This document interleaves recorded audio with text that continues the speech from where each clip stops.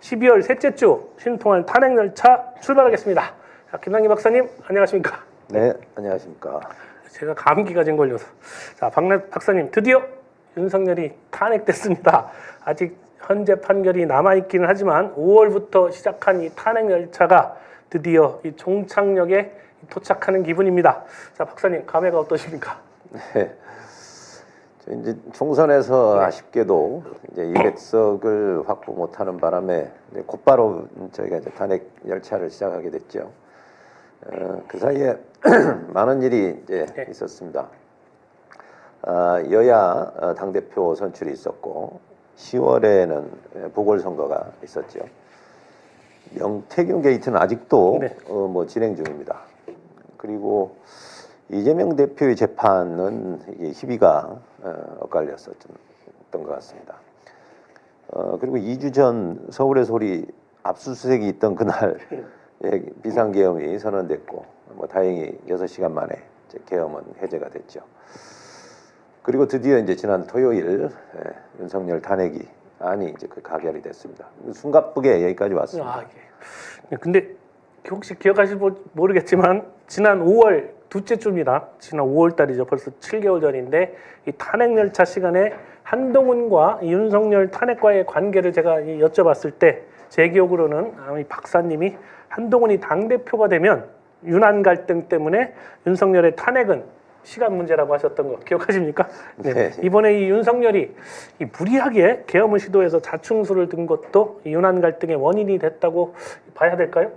네, 뭐 중요한 요인 중에 하나라고 봅니다. 윤석열이 이제 한동훈을 믿지 못했기 때문에 특검법이 결국 뭐 통과될 거고 그러다 보면 탄핵까지 이제 갈 수도 있다 이렇게 이제 생각한 것 같습니다. 윤한 갈등의 핵심은 김건희와 한동훈의 관계입니다. 지난 텔레그램 문자 파동도 보시지 않았습니까? 계엄 과정에서도 윤석열은 야당 인사 못지않게 한동훈에 대한 적대감을 보였습니다. 김원준 총수의 이제 국회 직원에서 나온 얘기이긴 합니다만 한동훈을 뭐 사살하라 뭐 이런 말까지 나돌지 않았습니까? 정말 그런 것 같습니다. 이 가까운 사이가 멀어지면 더 무섭다는 말 있지 않습니까? 이 조폭들의 의리라는 거, 나쁜 짓을 같이 한 동업자, 공범일 뿐 서로의 이익 앞에서는 참 의리는 참 그림의 떡이죠. 그럼 그렇고 이 다들 가장 궁금해하는 것이 윤석열이 헌재에서 이 탄핵 인용이 될 것인가입니다. 박사님은 이거 어떻게 전망하십니까? 네, 윤석열 탄핵 인용 결정은 뭐 저는 확실하다고 이제 그렇게 보고 있습니다. 저는 그동안 이제 계속 탄핵은 국민 여론이 가장 중요하다 이렇게 말씀드렸는데요. 지금 뭐 온 국민이 윤석열의 탄핵을 원하고 있지 않습니까? 그것도 아주 신속하게 이루어지기를 지금 기대하고 있는데요. 따라서 저는 아마 2월 중순 이전에는 윤석열의 탄핵이 마무리될 걸로 생각하고 있습니다. 네, 그렇습니다. 대한민국의 주인은 국민입니다. 이 모든 주권은 국민에게서 나오는 것이죠. 그럼 최근에 이 탄핵 관련한 여론조사가 많이 좀 나오고 있는 것 같은데 박사님이 좀 소개 좀 부탁드리겠습니다. 예, 지난주 이제 갤럽 조사에서는 탄핵 찬반을 묻는 질문에 찬성이 75, 반대가 21%였습니다. 비상계엄 사태를 내란으로 보느냐라는 질문에 그렇다고 한 답이 71, 아니다가 23%였는데요. 그리고 여론조사 꽃에서는 윤석열을 긴급 체포할 필요가 있다는 의견이 76.9%고요. 그렇지 않다가는 19.7%에 그쳤습니다. 아마 수사가 본격적으로 이제 진행이 되면 윤석열을 탄핵할 증거들이 더 많이 나오게 될 거고 국민 여론은 더 악화될 것 같습니다. 이 과정에서 김건희의 아마 그 기행도 이게 적나라하게 드러나지 않을까 생각합니다. 그게 더 재밌을 것도 같습니다. 자, 그래서 그런지 최근 국민의힘은 이재명 대표에 대한 공격의 수위를 잔뜩 높이고 있습니다. 자, 박사님, 국민의힘이 유독 이재명 대표에 대한 비토 정서가 아주 강한데요. 그 이유는 뭐라고 생각하십니까? 네, 왜군이 이순신에 대한 증오심을 갖는 것과 저는 뭐 비슷하지 않을까 이렇게 생각합니다. 그러네요. 예, 이재명 대표가 이제 민주당의 대표가 된 이후에 민주당의 각종 뭐 선거에서 연전연승하지 않았습니까? 그러니 뭐 당연히 두려울 수밖에 없을 거고요. 또 온갖 이게 탄압에도 이게 고개를 숙이지 않고 뭐 불사조처럼 이렇게 살아 돌아오니 뭐 더 겁나지 않겠나 이렇게 봅니다. 이재명 대표가 대통령이 되면 사실 보수 진영에서는 정권을 되찾아올 길이 요원하다 뭐 이렇게 생각할 것 같고요. 정권도 정권이지만 자신들의 그 국회의원 자리도 위태롭다고 뭐 생각해서 그런 것 같습니다. 자, 그럼 두어 달 후에 탄핵 결정된다고 보고 그렇다면 우리는 지금 무엇을 준비했으면 좋겠습니까? 네. 예, 탄핵이 결정되면 우선 즉각적으로 이제 후보 선출 과정에 돌입해야 되고 선대위도 바로 꾸려야 되죠. 아마 당선 후에 지금 인수위를 따로 꾸릴 시간이 없기 때문에 거기에 대한 대비도 해야 될 겁니다.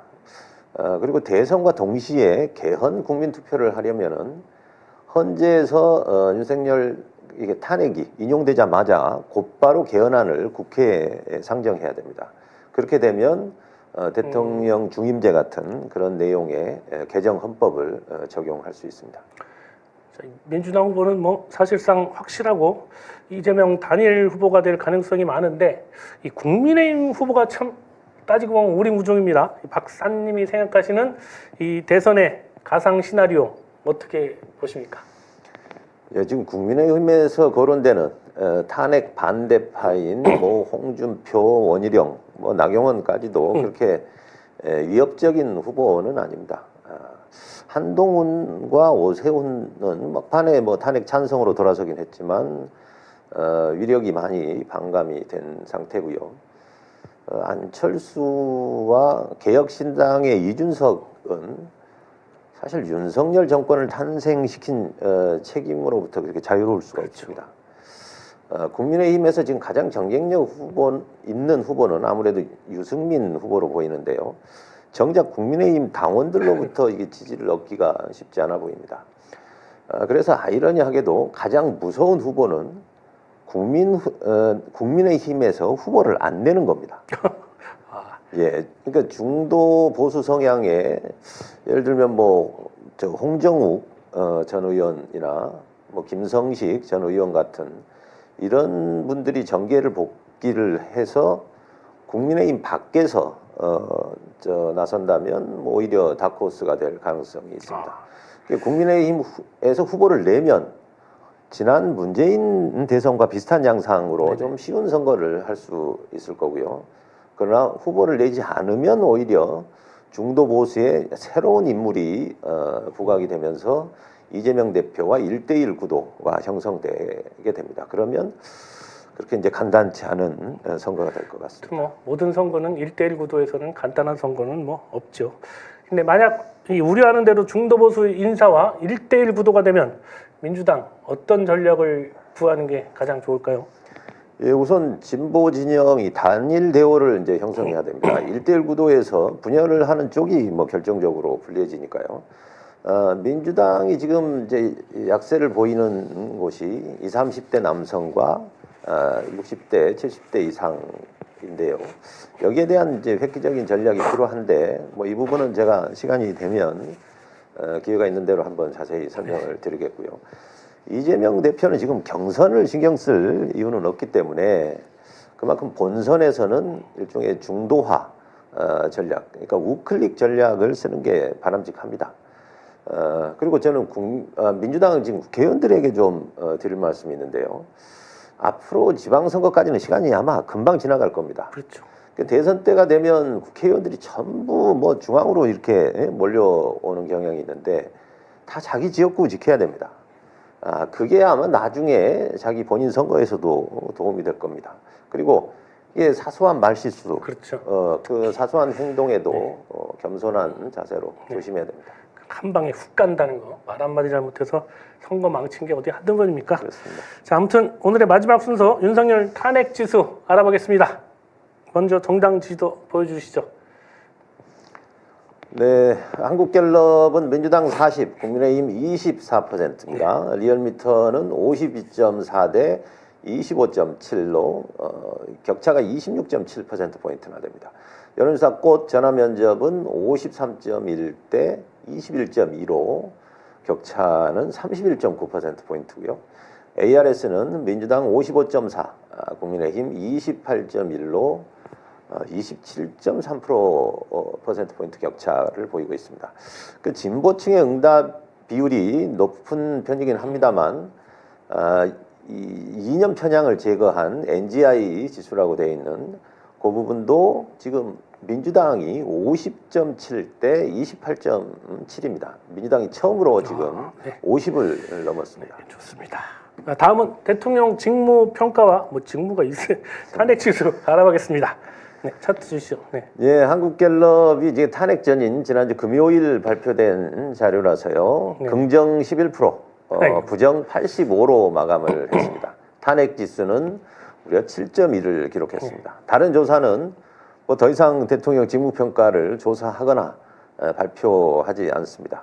이 표를 보니까 뭐 윤석열이 지금 네. 탄핵됐다는 사실이 뭐 네. 확실히 실감이 나네요. 네, 오늘 발표한 여론조사의 자세한 내용은 중앙선관위 여론조사심의위원회 홈페이지 참조하시면 됩니다. 그리고 다음 주 탄핵열차는 수요일이 25일 크리스마스인 관계로 하루 앞당겨서 24일 화요일에 탄핵열차 타고 오도록 하겠습니다. 자, 김남기 박사님 오늘도 수고 많이 하셨습니다. 서울의 소리 제공 유상의 신통할 내일 아침 6시 30분에 다시 찾아뵙겠습니다. 함께해 주신 시청자 여러분 대단히 고맙습니다.